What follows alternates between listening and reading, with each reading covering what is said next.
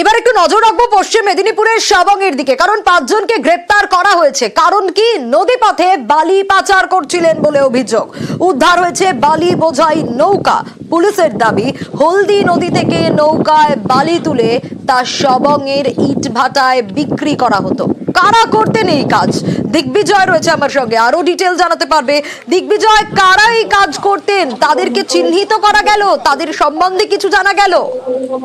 দেখো, ইতিমধ্যেই যারা এই ঘটনায় যুক্ত তাদেরকে চিহ্নিত করা হয়েছে। তারা প্রত্যেকেই পূর্ব মেদিনীপুরের ময়নার বাসিন্দা এবং তাদেরকে পুলিশ গ্রেপ্তার করে আর মেদিনীপুর আদালতে পাঠিয়েছে।